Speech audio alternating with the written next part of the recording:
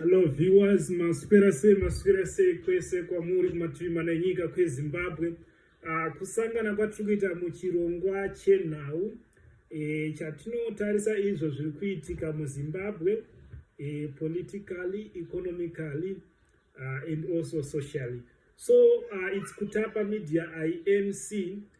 So kana musati mabaya subscription button, please ibvai matobaya izvezvi subscribe, please subscribe for our news to spread across the continent. So today I'm looking at a story whereby, because people have been asking why SADC is in Zimbabwe. Saka chikonzero chaita kuti SADC ive muZimbabwe tazochiwana. We know kuti kune magosipi akawanda akasiyana, but please, this is what we have noted so far, and with the logic it shows that SADC in Zimbabwe for this reason. So tisatapinda munhau, ngatiklik subscription, please subscribe. Ndokumbira kuti mubaye subscription button and you turn on your notification bell. Then after listening to this news, please share and spread, because our news is free from error and bias. Saka tiri kunzwa isusu kuti SADC, the Southern African Development Community, is in Zimbabwe.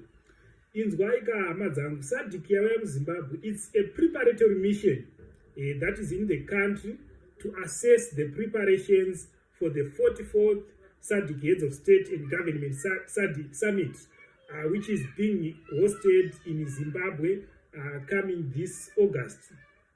So, the first thing they did yesterday, nezuro unova iwo musi wechina, musi wa22, takavaona vachifamba vachienda kuNew Parliament Building, which is in Mount Abden.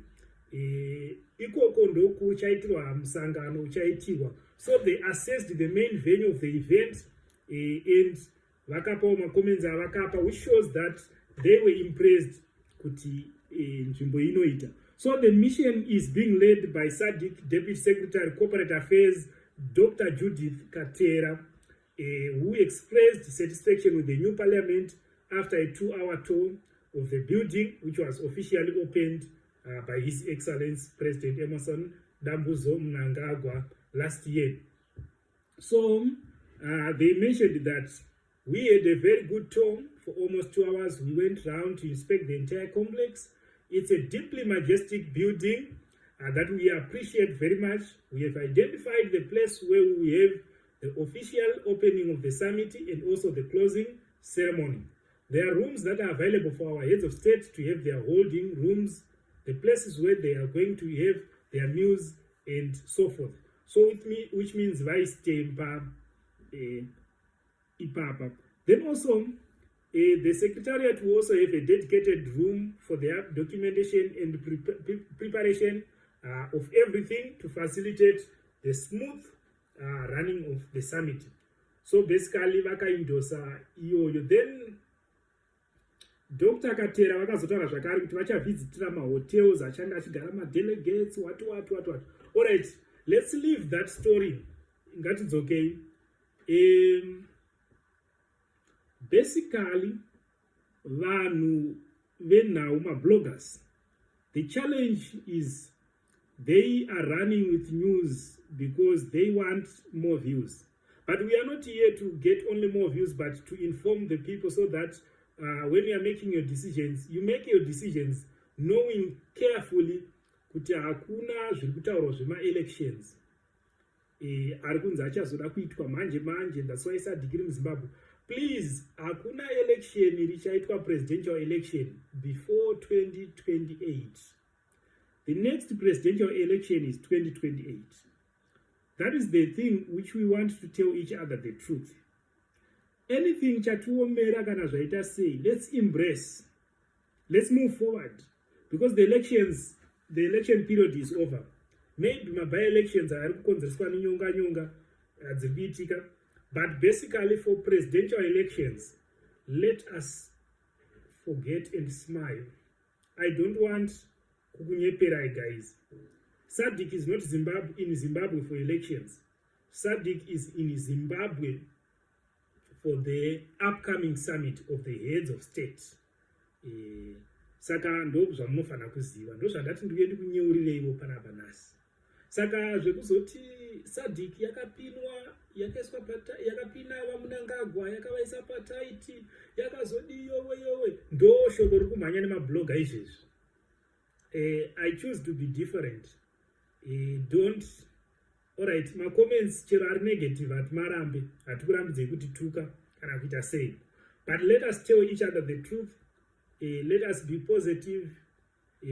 Let us wait for the next election. That is when we are going to have elections in Zimbabwe.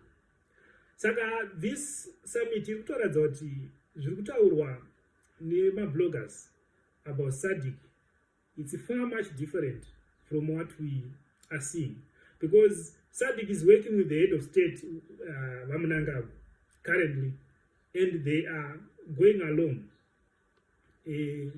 We know kuti mune vamwe vanenge vasingade kana kuti vasingade kunzwa zvandiri kutaura izvi, but that is what is happening currently. So that is my thinking from our commentary desk.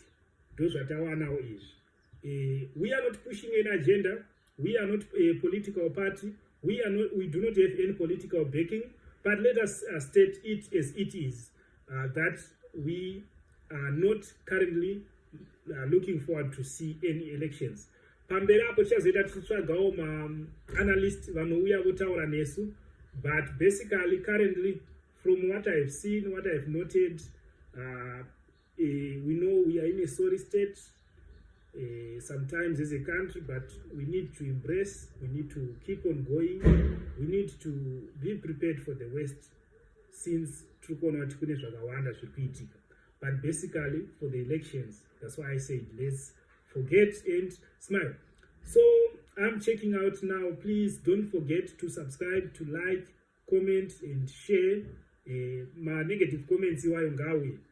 Pa Facebook page turikuwanika zvakare yakanzi Kutapa Media INC. Please go and look out for this one. Mona zviri kuitika. So basically we do have many programs which are lined up for you. Please come and enjoy. We are going to have everything on this channel. It is a channel of diverse content. We will have news, we have movies, we have dramas, we have some of hosts. We do have many programs which are being shot currently as I'm speaking, which are being edited by our editors. So please stay tuned, stay on this channel, as we are going to become the next best Zimbabwean YouTube channel in the future. So signing out, my name is Paulus Gerald Muse Venzai, aka Baba Bwadabwidi.